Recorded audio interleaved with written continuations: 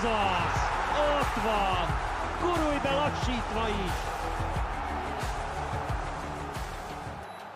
Köszöntünk mindenkit, ez itt a Gurulj be lassítva is Londonból, most kivételesen, Székely Dáviddal és velem Berkesi Judittal, hiszen itt vagyunk a labdarúgó bajnokok ligája helyszínén, már a mérkőzést megelőző napon, az utolsó edzésen, az utolsó sajtótájékoztatókon is ott voltunk, hiszen már ebből a szempontból is nagyon különleges ez a finálé, hogy kik és hogyan búcsúznak, kiket láthatunk utoljára, vagy kit láthattunk utoljára Real Madrid mezben, vagy éppen Dortmund mezben. Más most ez a döntő ilyen értelemben?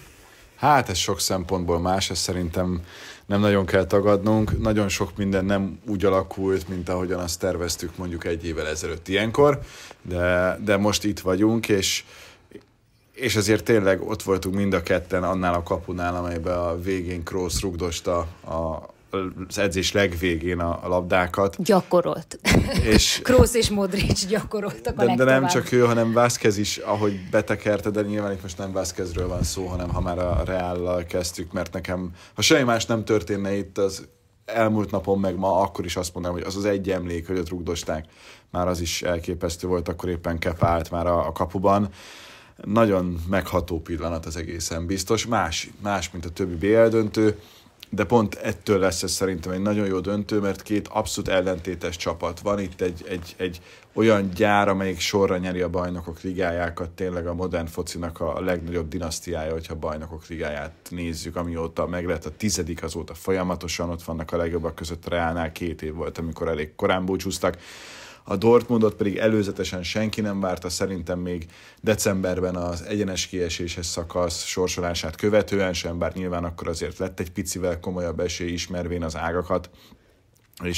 És ott van a futball történetileg talán legbalszerencsésebb futballistája és játékosa, hogyha a tudást és az abból kihozott eredménysorokat nézzük, mert szegény Royce meg amit véghez vihetett volna, bármelyik csapathoz el tudott volna igazolni, ha nincs akkor éppen egy sérülés, elég a 14-es VB-re gondolni, egy örvények elleni felkészülési meccsen megsérülni, és amiatt nem játszani a VB-n, miközben a jó barátja Götze a végén a hős, aki megnyeri a VB-t a németeknek, szóval jó történetek, és annyira ellentétes a kettő, hogy ebből biztos, hogy valami nagyon-nagyon különleges sül majd ki.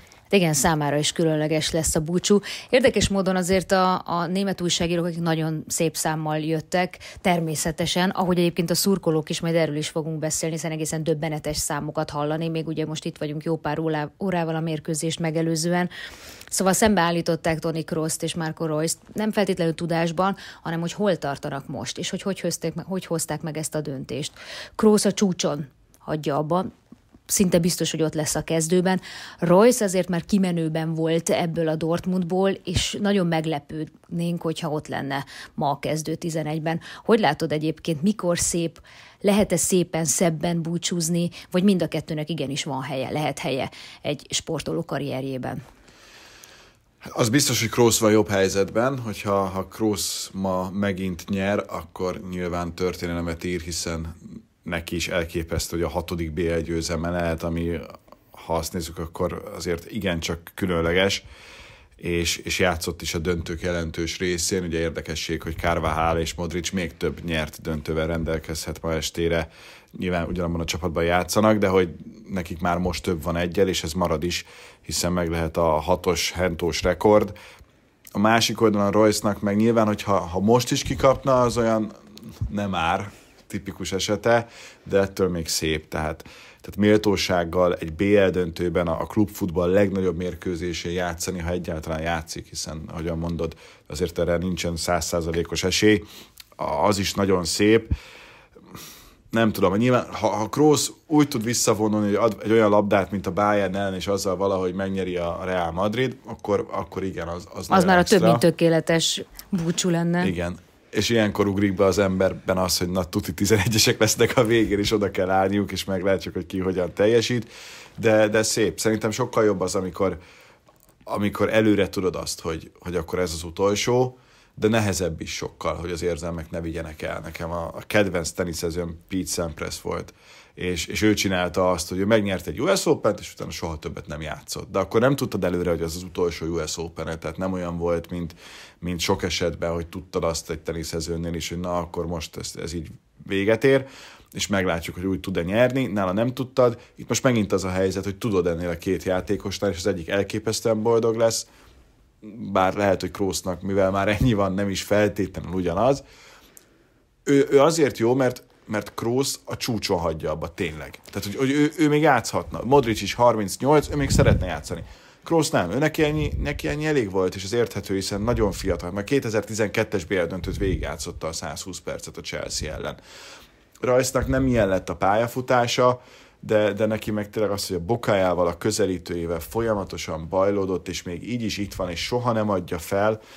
Olvasgatva itt készülve a meccsre, azért sokan nyilatkoztak sok mindent, és tényleg azért az döbbenetes, hogy egy Messinek, egy Ronaldónak szinte soha nem volt ilyen hosszú sérülése, neki meg mindig, de hogy ő mindig visszajött, hogy sosem adta föl, nem hagyta abban, nem igazolt el kisebb csapathoz, de nagyobbhoz sem.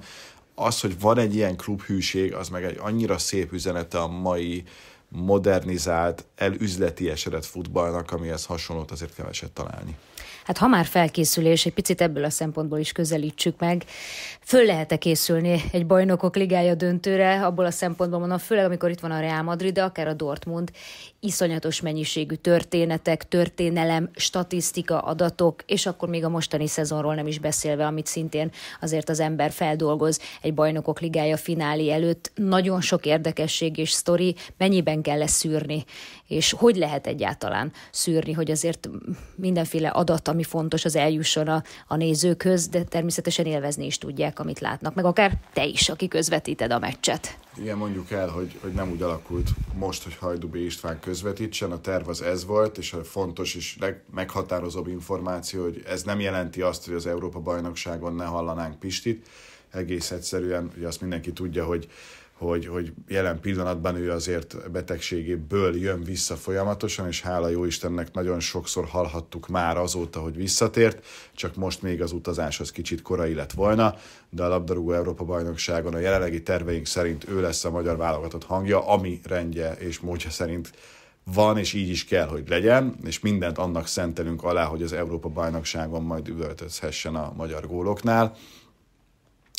Ez most így alakult. Nem tudom, miért sose csináltam. Ugye Pistinek ez lett volna a 20., és én ezért szerettem volna nagyon azt, hogy ő csinálja, amit BL döntőt közvetített ilyen vagy olyan formában. De neki is biztos nagyon nehéz lenne a 20-at, mert itt tényleg nagyon sok történet van. A meccs dönti el. Ha ez egy 4-4, akkor nem nagyon tudsz. Ha egy olyan, mint a szerdai Európa Konferencia Liga nem döntő, lesz neemleges, olyan nem lesz. Akkor nyilván több belefér.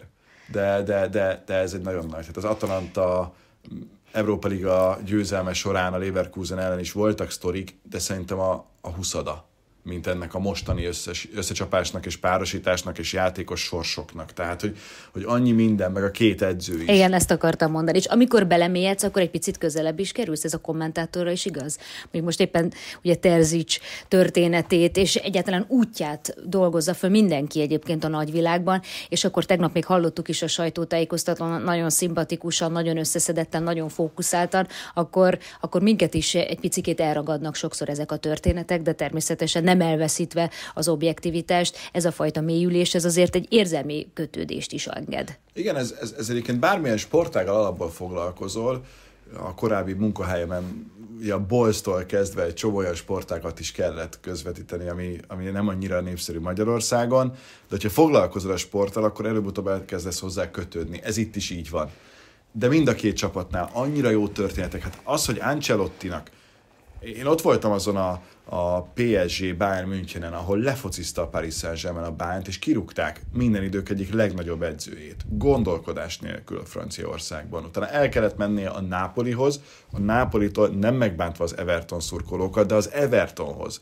És onnan hívta vissza a Real Madrid. Tehát egyszer már ennek az embernek, nem azt mondom, hogy edzői pályafutása vége felé jártunk, és már mindenki eltemette, hogy ő már nem lesz nagy csapatnál, de nagyon közel voltunk hozzá. És mint a szemöldök, egy kicsit ilyen hullámzó. És hogy ehhez képest most ott tartunk, hogy meg lehet neki az 5. BL győzelme edzőként, pályafutása során játékosként és edzőként, ez már a 9. BL döntője, és olyan fajta, tegnap is a sajtótájékoztatón magabiztosság jön ki belőle, és annyira jó azt látni, hogy ő neki ez foci, de csak foci. Ugye nagyon, nagyon sokat beszél arról, hogy ő például a védekezést megszervezi, hogy ott kinek milyen feladata van, és a City ellen például a védekezéssel jutott tovább a Real Madrid. De hogy ő támadásban ezt nem bonyolítja túl. És pont abban a világban, amikor már arról beszélünk, hogy mindent is elemeznek és néznek, akkor ez egy jó üzenet, hogy azért a végén itt a játékosokon múlik az, hogy mit tudsz. Vagy és a fián. Ugye, bocsánat. Vagy a fián, akit már a Remszben is, meg jó néhány csapatba szeretnének elvinni vezetőedzőnek, de nyilván apukája nem engedi.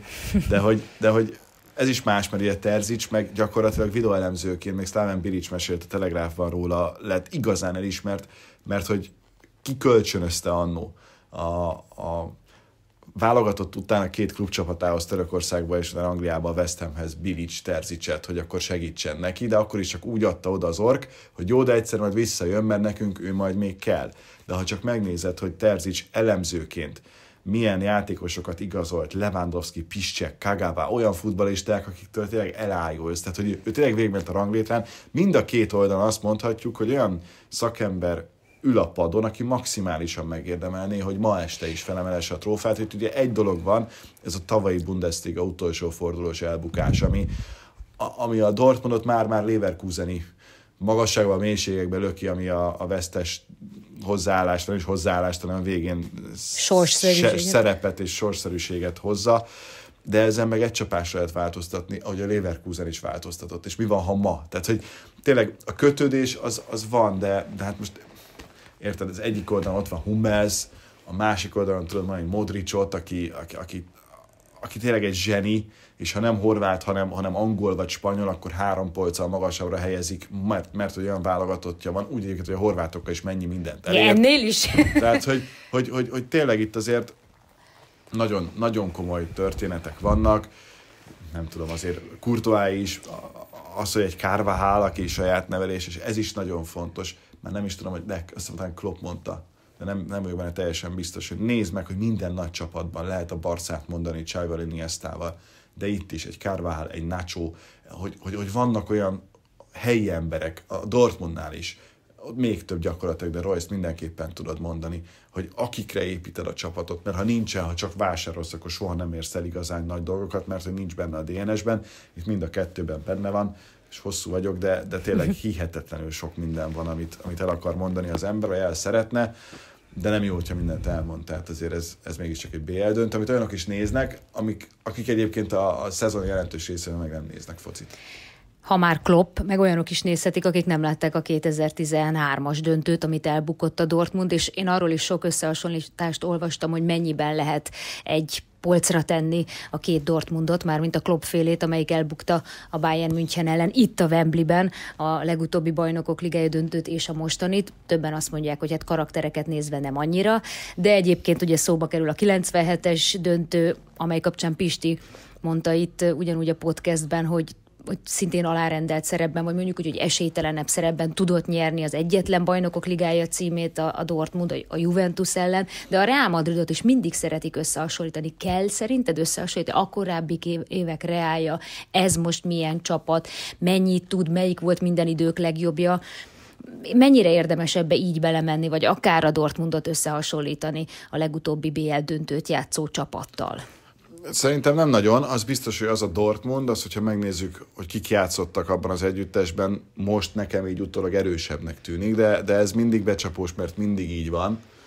Ugyanakkor meg a futball folyamatosan fejlődik, tehát nem tudom, hogy az a Dortmund, a mostani Dortmunddal, ha összecsapna, akkor biztos, hogy nyerne, mert annyival többet tudunk most már, mert nem mi, de akik benne vannak igazán a futballról, elemzésileg, táplálkozásilag, regenerációt tekintve mindent, hogy valószínűleg azért az nem lenne egy sima meccs. Nekem ugye meg kell nézni akkor mindig a BL döntőket, hogy melyik volt a legjobb, az UEFA is megszavaztatja, a 2005-ös jön ki, nyilván 45%-ot kapott a nem tudom hány, 6 vagy 7 verzió közül, hogy melyik volt a legjobb. Én nem is feltétlenül azokat raknám be mint amiket az UEFA-sok, mert például az itt lejátszott Bajnokok Ligája döntő 2011-ben, ugye ez egy Barcelona-Manchester United 3-1 volt, Kassai Viktor vezette, az meggyőződésem, hogy a valaha volt legerősebb klubfutball csapatot hozta föl. Tehát az a Barcelona, az valami egészen döbbenetesen erős csapat volt, és a United játékosok is elmondják azóta is, hogy egész egyszer ott nem tudtak mit kezdeni a Barcelonával, mert az egy olyan csapat volt. Tehát hogy talán az az egyetlen, amelyik a mostani legerősebb együttest is meg tudná verni, csúcsformában lévő Messivel, Iniestával, Xavival, elől is olyan játékosok, hogy nem hiszed el, tehát azért ott van. Egyébként sok értelme nincs összehasonlítani, ennek a Dortmundnak egy saját története van, ez a Dortmund történet, ez íródik Terzic edzői kinevezése óta, egy Bundesliga ezüst, és most meglátjuk, hogy egy bajnokok liga döntőből arany vagy ezüst, ami önmagában is káprázatos, de azt azért nem nagyon látom, hogy őszinte legyek, hogy ki az, aki innen mondjuk olyan pályafutást be tud futni, mint amilyen pályafutást Bellingham pont innen majd befut a Real Madridban. Tehát ez az egy különbség, hogy itt azért annyira nem látom azt, hogy olyan játékosok lennének, akikről a futball a következő 10 évben szól, míg azért onnan, ha csak egy Lewandowskit mondunk, akkor már azt tudjuk mondani, hogy na azért az egy komoly játékos pályafutás és karrier. Itt én most ilyet nem látok, aztán lehet, hogy valaki rácáfol. Szűk értelemben vetvéve taktikai szempontból mire számíthatunk ezen a mai napon? Nagyon érdekes elemzések voltak ennek kapcsán is, és ha már a City meccset említetted a Realnál, egyébként elég kemény ágon jutott be megint ide a Bajnokok Ligája döntőibe, és azon is megrökönyödtünk, hogy először nem kapott ki, és veretlenül jutott be a fináléba, amelyben azért ritkán szokott kikapni, ugye csak hogy visszamenjünk szintén az időben 81-ben utoljára, amikor Terzic még meg sem született, szóval egészen döbbenetes ez a múlt, amit szerintem hoznak valahogy a messz fölvételével, vagy a címer megérintésével, szóval ez egy olyan plusz dolog, amit nem lehet számokkal leírni. Szóval, hogy a Madrid nem ijed meg attól sem, hogyha az ellenfélnél van a labda, sőt, utána olvasva még a spanyol bajnokságban a kisebb, idézőjelesen kisebb csapatoknak is sokszor megengedi, mert hát nagyon szeret direkt focit játszani, kontrázni, és ahogy mondtad, szabadon engedni a támadókat és reagálni erre. Mere a Dortmund följebb lépni, amiben egyébként jó a letámadásban, de iszonyatosan életveszélyes szerinted, vagy hullámzóbb lesz, ez is nagyon meg lesz szervezve egyik vagy másik oldalon, vagy egyszer eljutunk oda, hogy a döntőben egész egyszerűen a villanások fognak uralkodni, és az azokra való esetleges reagálás egyik vagy másik oldalon. Mennyire lesz tervezett, vagy lehet-e tervezett egy ilyen finálé szerinted? Vagy csak az első gólig? Biztos, hogy az első gól az ugye hosszú ideje 2016 óta mindig az a csapat nyert, aki az első, vagy amelyik az első gólt szerezte. Tehát ha ebből indulunk ki, akkor már ott tartunk, hogy azért ez egy eléggé hosszú folyamat.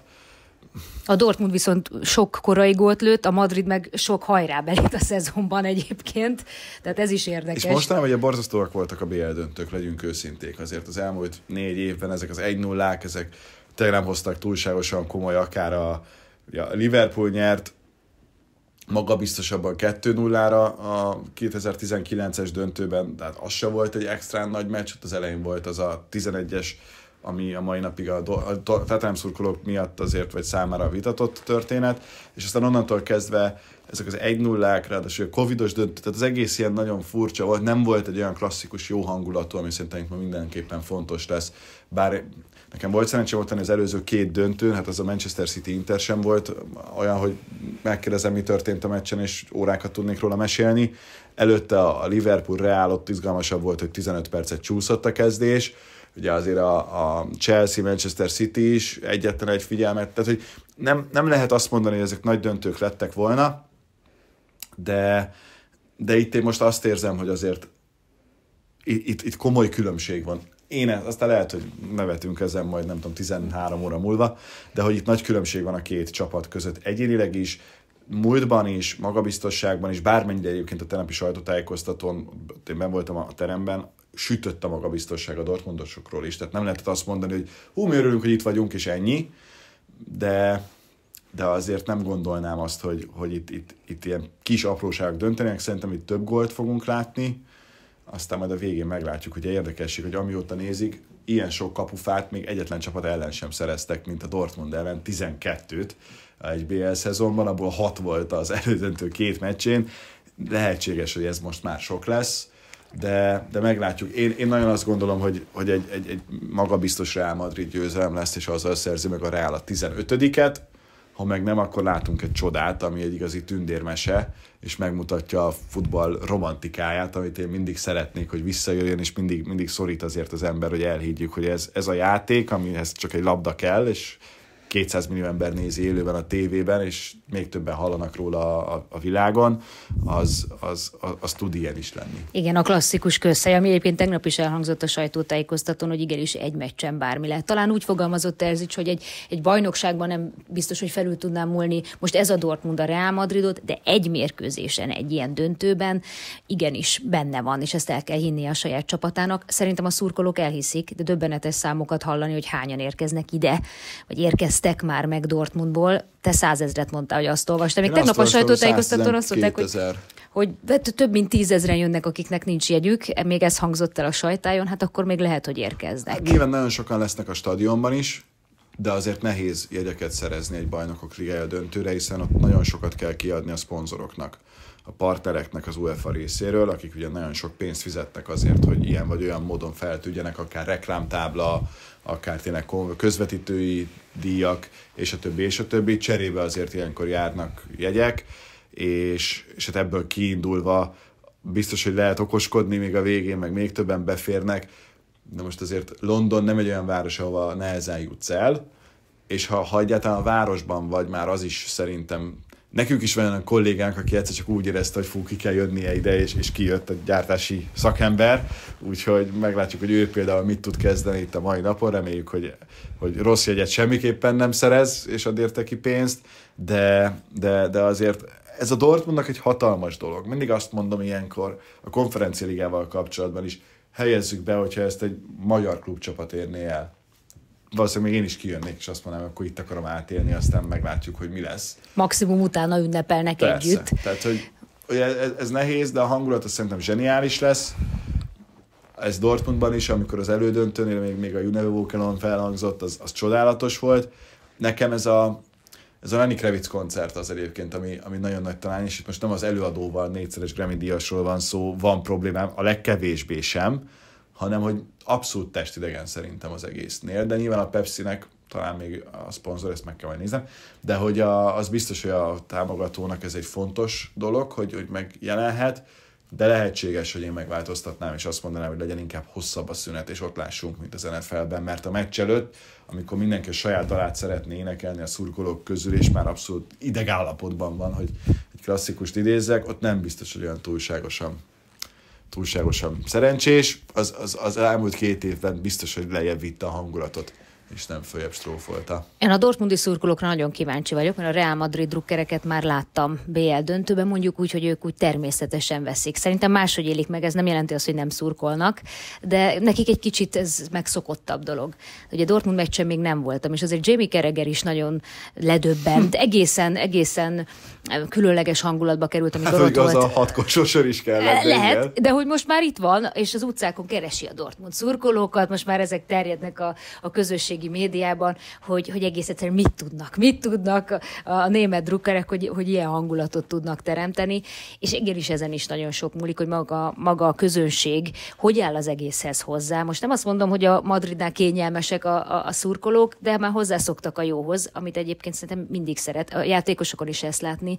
Az viszont nagyon fontos hangsúlyozni, hogy attól még ugyanúgy sikeréhesnek látom. Tehát ez azért döbbenetes, hogy vannak 4-5, nem tudom hányszoros BL győztesek a csapatban. Ugye majd lehet még összeszámoljuk estére, hogy hány BL győzelem van a Real Madrid oldalán, ha az egész keretet nézzük, és a Dortmund oldalán, de nem láttam eddig rajtuk egyszer sem, hogy úgy megelégedtek volna. De főleg azért nem, mert van egy olyan játékos megfigyelő, és annál több is, aki ugye megtalálja ezeket a csillagokat, mint Rodrigo, Vinicius, Endrick ugye most fejezte be a mostani állomás helyén a pályafutását, és érkezik majd a Realhoz is, már most elképesztően sikeres, és láttuk, amikor a válogatottban játszott, hogy milyen szintű futballista. Tehát, hogy itt azért van egy olyan fajta csere, hogy nem ugyanaz a keret. Bellinghamnek ez az első BL döntője. Nyilván agyon motiválja az, hogy a Wembleyben ráadásul 20 évesen meg tudja nyerni a bajnokot. Hát oké, de ha jól lakottak között lenne, akkor egyedül nem tudná. De annyi jól lakott meg nincs. Annyi jól lakott van, aki nem tűnnek jól lakottnak. Aki tudja, hogy hogyan kell megnyerni a bajnokok ligáját. Ezért mondtam, hogy azért ez egy gyár gyakorlatilag, és nem jön össze minden évben. és ezért a Manchester City ellen csak idézőjelben 11-esekkel sikerült azt kivívni. Legyünk őszinték, a Lipcse ellen is, ott azért Lunyinnak egyrészt elképesztő védései voltak, másrészt játékvezetésileg is abban azért szerintem volt kivetni való, de erre most már senki nem emlékszik, és nem ezzel kell foglalkozni, mert ennyiszer nem lehet mindig valami külső tényezőre fogni, hogy a Real Madrid állandóan ott van Európa legjobb csapatai között, úgyhogy győzelem, elődöntő, vereség a későbbi győztes ellen, most megint döntő, azért ez egy fantasztikus időszak, de előtte volt egy pár év, amikor viszont hiány volt ebben. És ezért érzem azt, hogy ez most még nem, meg hát tényleg oda kell nézni az öltözőben Kroos felé, és megvan, hogy miért akarod, és kiért akarod ezt a leginkább megnyerni. Tehát, hogy itt mindig van egy olyan motiváció, ami még talán pluszban összekovácsol, és hát alkothatsz valami, azért 15-et megnyerni úgy, hogy 7-nél több senkinek nincsen, és úgy, hogy ha azt nézed, hogy az elmúlt időszakban mennyit nyerhetsz, hogy hány év alatt nyerhetsz többet, mint bárki más a komplett történelme során, azért az 2014 óta elkezdett számolgatni, ez valami egészen hihetetlen mutató, és pont ez az, ami azt mondatja velem, hogy itt az, hogy túllakottság, az abszolút nincsen. De hát ettől profik, meg ettől ők a világ legjobbjai. Bármi legyen is, mi izgalmas döntőt szeretnénk látni, hogy aztán majd természetesen a finálét követően kibeszéljük magát a mérkőzést is. Mostanra köszönjük szépen a figyelmet!